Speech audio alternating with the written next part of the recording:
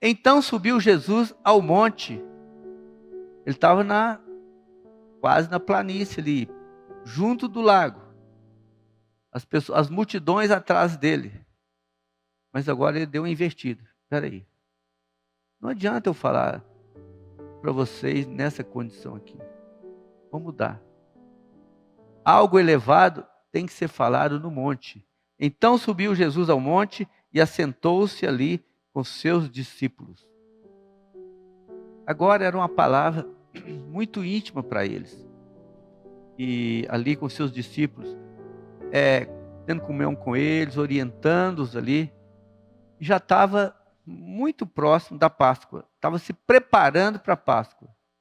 O Senhor, então, naquele momento, ele falou algo sobre a Páscoa. E a gente sabe, em diversas áreas da Bíblia, que o Senhor falou sobre a Páscoa. E ele era o próprio Cordeiro Pascal. Ele expressava, ele representava o próprio Cordeiro Pascal. A Páscoa, uma tradição judaica de antes, mas agora o Senhor está aproveitando aquele momento para falar sobre a realidade da Páscoa, bem como o significado dela. Com ele sendo Cordeiro Pascal e o pão sendo também sem fermento para que eles pudessem desfrutar.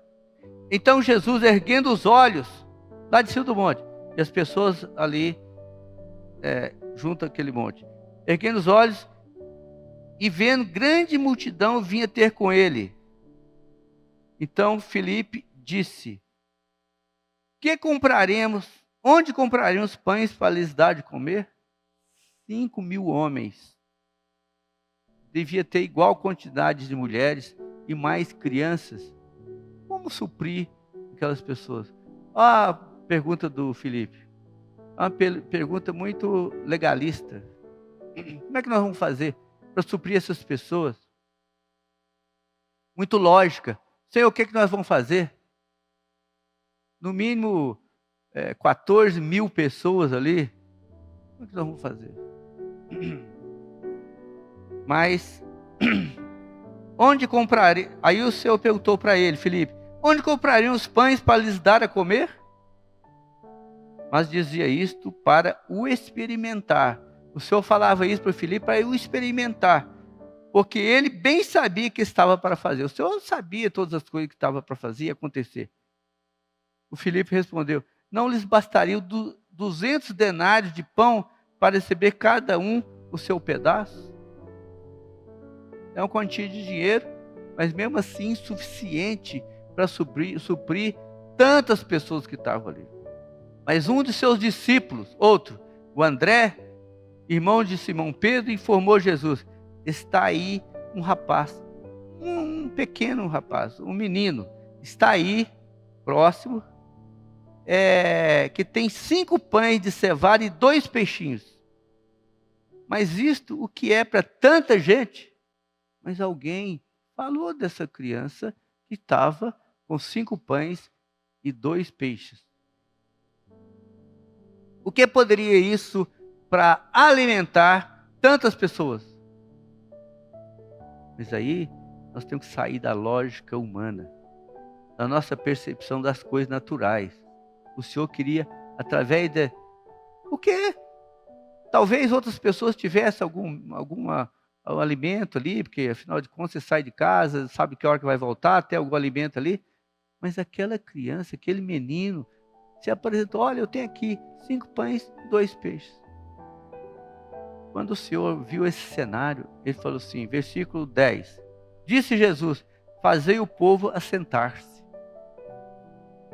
Pois havia naquele lugar muita relva, muito capim ali. Senta aí. Vamos ver o que vai acontecer. Eu estava organizando aquela situação. Por quê? Porque imagina, eu estou fazendo as contas, 5.000 homens, mais 5.000 mulheres, na média, né? 10.000. E 4 filhos para cada casal, 10 mais 4, 14.000 pessoas, média. O que vai fazer com 5 pães e 2 peixinhos. E também, você vai sair para comprar pão para essa turma toda, não tem mercado que dê jeito naquela situação de urgência. Então o Senhor falou assim, ó, senta aí, senta nessa réu, vamos organizar isso aqui. Porque de pé as pessoas se começam a desorientar, uns querendo passar na frente dos outros. Sentem, vocês vão ver o que vai acontecer. E então Jesus tomou os pães e, tendo dado graças, distribuiu-os entre eles, e também igualmente os peixes, quanto queriam. Saiu da lógica humana. Eu imagino na cabeça dos discípulos ali, mesmo o André, então nem se fala do Felipe. Se fosse eu também, irmãos, eu ia ficar, meu Deus, como é que vai ser isso? Mas o Senhor começou a pegar aqueles 5 pães e aqueles 2 peixes. E o Senhor deu graças e distribuiu entre eles, e também igualmente os peixes, quanto queriam. Só o Senhor pode fazer uma coisa dessa. Só o Senhor pode suprir as pessoas nessa dimensão toda. E, versículo 12, e quando já estavam fartos, disse Jesus a seus discípulos, recolhei os pedaços que sobraram, para que nada se perca. Essa é a economia divina, é a economia do Senhor Jesus.